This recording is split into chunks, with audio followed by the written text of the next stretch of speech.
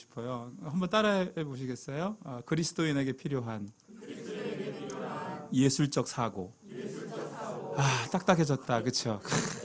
무슨 사고하고 또 한다니까 힘들 수 있는데 그냥 질문 하나 해볼게요. 여러분 이렇게 살다 보면 뭐 이제 나이 드신 분들은 그런 경험이 아주 옛날로 다 돌아갔겠지만 살다 보면 누가 갑자기 좋아질 때가 있어요. 그렇죠? 누가 갑자기 좋아져.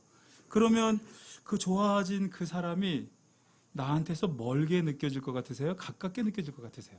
생각해 보세요. 내가 좋아하는 그 사람이 나한테서 가깝게 느껴지겠죠? 제가 생각할 땐 아니에요. 우리 여기 지금 버금의 단원들은 벌써 여러 번 속았잖아요.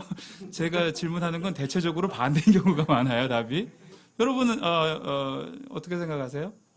내가 누구를 좋아할 때 그 사람이 과연 나에게 가까워질까? 사실은 멀어지죠. 멀어지니까 보고 있어도 보고 싶은 거고요. 옆에 있어도 그리운 거야. 이 말을 이해해야 사랑하는 사람인데 사랑해본 사람은 이 말을 이해할 거예요. 뭐가 어려워요? 생각해보세요. 가까이 있는 거는요 절대로 아름답지 않아요. 지금 여기 아름다우신 선생님들 많이 계시고 그 채팅하시는 분들도 많이 계실 텐데 만약에 정말 아름다운 대상이 있어. 근데 이 아름다운 대상에게 제가 이렇게 가까이 가가지고 눈을 이렇게 대면 지금 여기 아름다운 클라 선생님 계신데 제가 이렇게 가까이 가서 이게 가면 검은 머리밖에 안 보이는 거예요. 그렇지 않을까요? 가까이 있는 거는요 절대로 아름답지 않아요. 공감되세요? 큰 소리로. 지금 저기 채팅하시는 분들도 리액션 하셔야 돼요. 이게 다 훈련입니다. 그렇죠. 가까운 것은 절대로 아름답지 않아요. 아름다워지려면, 아름답게 느껴지려면 어느 정도 이상의 거리가 있어야 돼요. 제 말을 한 번만 다 따라해 보세요. 이 세상의 모든 것은 가장 아름다워 보이는 거리가 있다. 여기 아멘 하셔도 되나? 주의 말씀이 아닌 것 같지만 그런데 하나님께서 우리를 그렇게 대하시기 때문에 보세요. 이 세상의 모든 것은 가장 아름다워 보이는 거리가 있어요.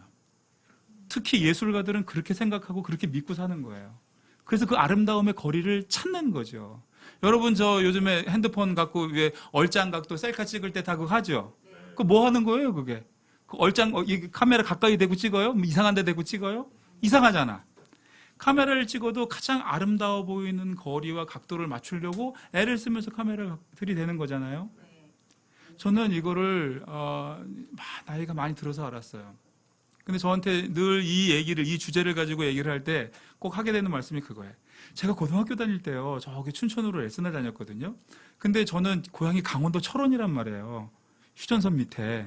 아실란가 모르겠어요. 근데 거기서 버스를 타고 가면 막 옛날이니까 꼬불꼬불 이런 길을 간단 말이에요. 그런데 제 앞에 어느 날 이제 레슨을 갔는데 제 앞에 그 젊은 두 남녀가 앉아 있는 거예요. 그러면서 막 둘이서 연인인가 봐요. 막 쏘곤쏘곤대고 얘기해요. 얘기하는데 그런 얘기를 하는 거예요. 그 여자가 그랬어요. 오빠, 저 산중턱에 있는 저 집 좀 봐. 이게 싹 쓰러지려고 하고 그러는데, 눈이 속히 왔는데 너무 이쁘지 않아? 우리 나중에 저런 데서 살자. 막 이런 얘기 하더라고요. 제가 뒤에서 뭐라 그랬을 것 같아요? 살아봐. 제가 어린 나이에 그랬어요, 진짜로. 살아봐. 왜냐하면 저는 그런 살고 있었거든. 살아봐. 지금 저 눈 많이 왔을 때 저 집에 살고 있는 사람은 고립됐어. 멀리서 보면서 남의 현실이 어떤지도 모르면서 그거를 아름답다고 현실에 들어와 봐. 그게 어떤 건지. 제가 어린 나이에 그런 생각을 했어요. 근데 나이가 들면서 이걸 알게 된 거야. 그 사람이 왜 그것을 아름답게 봤을까? 왜 그것을 아름답게 봤을까? 아름답게 보이는 거리가 있었기 때문이죠. 우리가 자기 삶의 자리에 있을 때 자기 삶의 자리를 조금 더 멀리 떼어놓고 보기 시작하면 힘들었던 나의 삶의 자리가 아름답게 느껴질 줄로 믿습니다. 지금 여기 복음에 나오시는 분들, 이렇게 채팅하시는 분들 다 마찬가지일 것 같아요. 이게 나오는 게 힘들다. 현실인데 힘들다 하지만 이 거리를 딱 맞춰서 놓고 보면 이게 굉장히 아름다운 게 되는 거예요. 여러분 노래하시잖아요. 이거 전공자들한테 이런 거 물었다가 대답 잘못하면 망신이긴 한데 자, 노래하다가 막 틀려요. 야, 음정 틀렸어. 너 음정 좀 맞춰. 이런 얘기 듣는단 말이에요. 그럼 음정이 무슨 뜻이에요, 도대체? 음정 맞춰. 우리 저기 채팅하시는 분들도 들어본 적 있죠? 음정 틀렸어. 음정 맞춰 그러잖아요. 음정의 뜻이 뭔데? 자, 우리 단원들 대답해 보세요. 음정의 뜻이 뭐예요? 와우. 예. 보통은 높이요 이렇게 말해요. 그렇게 생각하시는 분들 계시죠? 높이요. 높이가 틀렸다고 높이를 맞추라고 그러는데 실제로 음정의 뜻이 두 사이의 거리예요. 거리. 인터벌이라고. 이 거리를 맞추는 작업이란 말이에요. 그래서 음악은 기본적으로 거리를 맞추는 작업이에요. 음정을 맞추는 작업이라고요. 음정이 시간 간격을 두고 나오면 그거를 뭐라고 그래요? 선율이라고 하는 거예요. 멜로디. 멜로디가 뭐라고요? 음정이 시간 차이를 두고 나오는 거. 음정이 동시에 나오는 걸 뭐라고 그래요? 그걸 화음이라고 그러는 거라고. 그러니까 우리가 노래할 때 화음과 선율이 있다는 건 그 음정, 거리를 맞추는 거예요. 시간이 지나갈 때 거리를 어떻게 맞출 것인가? 동시에 날 때 저 대상과 내가 어떤 거리를 맞출 것인가? 이해되세요? 리액션 제대로 해달라니까. 저는 버금이 이런 게 좋아요. 이게 대표님, 저도 이제 일찍 와서 대표님 연습하시는 거 보는데 보통 전공자들 모이고 그러면 진짜 연습 시간 아주 날카롭죠. 비난이 쏟아지고 저도 어렸을 때 이 독설 또 한 독설 했거든요. 근데 버금은 그런 게 없어요. 다 격려하고 응원하고. 그렇죠. 저도 격려해 주셔야죠, 여러분. 제가 와, 좋아요. 우리 저기 채팅하시는 분들 잘 못 들으셨을 테니까 한 번 더 얘기할게요. 보세요. 실제로 누가 뭘 할 때 우린 다 들었죠? 누가 뭘 할 때 막 야유를 보내거나 째려보거나 그러면 그 사람 뇌가 작아진대요. 뇌가 작아져서 기억나던 것도 기억 안 나고 몸도 뻣뻣해지고. 그래서 실제로 막 야유하고 그러면 그게 응원이 되는 거야. 우리 팀 나올 때 막 으쌰으쌰 해주면 그러면 또 그게 막 몸이나 생각이 유연해갖고 잘하게 되고요. 그러니까 제가 오늘 강의를 못하는 건 누구 책임이라고요? 여기 단원들 책임이고 저기 지금 채팅하시는 분들 저 응원 안 해주시면 제가 강의를 죽술 모양이에요. 근데 응원해 주시면 생각 안 났던 것도 생각나고 몸도 유연해지고. 근데 우리 버금이 그 연습하시는 상황이 그렇다는 거죠. 그게 새로운 이 성악가들이 모인 전문가들이 모이는 연습 시간에 대한 새로운 패러다임이 돼도 좋을 것 같아요. 그렇잖아요. 뭐 날카롭게 막 그러지 말고 같이 격려하고 자유롭게 만들어주고 그때 얘기했죠. 아무튼 오늘 얘기 정리해 볼게요. 자, 가장 아름다워 보이는 거리가 있단 말이에요. 그런데 문제는 뭐냐 하면 우리가 과학적으로 자꾸 생각하면서 살으라는 요구를 받는 거예요. 그러니까 과학적 사고와 예술적 사고의 차이가 있단 말이죠. 과학적 사고는 뭐예요? 과학적으로 생각하는 거. 일단 논리적이어야 되죠. 기승전결 딱 나와야 되고 인과관계가 분명해야 되고 합리적이어야 되고. 그래요? 그 과학적으로 사고하는 거 좋아요, 안 좋아요? 좋아요. 예술적으로 사고하는 건? 예술적으로 사고한다는 건 뭐예요? 과학은 언제나 분명하게 보려고 하고 확실하게 보려고 하고. 그래서 과학은요 어떻게 보냐 하면 보다가 안 보이면 현미경까지 드러내놓고 보는 거예요. 멀리 있는 거 보다가 안 보이면 허블 망원경까지 동원해서 그걸 보는 거예요. 어떻게 보려고? 정확하게 보려고요. 예술적인 관점은 어때요? 정확하게 보려고 해요? 아름답게 보려고 해요? 아름답게 보려고 하는 거예요. 예술적인 사고는 아름답게 보려고 하는 거고 의미 있게 보려고 하는 거라고요. 그 과학적 사고와 예술적 사고가 늘 상충해요. 그 나중에 또 혹시 재밌어요? 네. 재밌다고 그래줘요. 빨리 채팅해 주세요. 재밌어. 네, 뭔지 잘 모르겠지만 재밌어. 예술적 사고와 과학적 사고가 이게 부딪히기도 하거든요. 그런데 그 안에 더 넘어가면 예술적 사고와 과학적 사고가 어떻게 만날 수 있을까? 또 얘기할 수 있을 거예요. 근데 오늘은 거기까지는 말고. 과학적 사고는 정지시켜놓고 분명하고 명확하게 보려고 하는데 예술적 사고는 아름답게 보려고 하고 의미 있게 보려고 하는 거예요. 아멘 하세요? 네. 하나님께서 우리를 과학적 사고로 보실 것 같아요? 예술적 사고로 보실 것 같아요? 과학적 사고로 하나님께서 우리를 보시면 여기 나만 할 사람이 없어.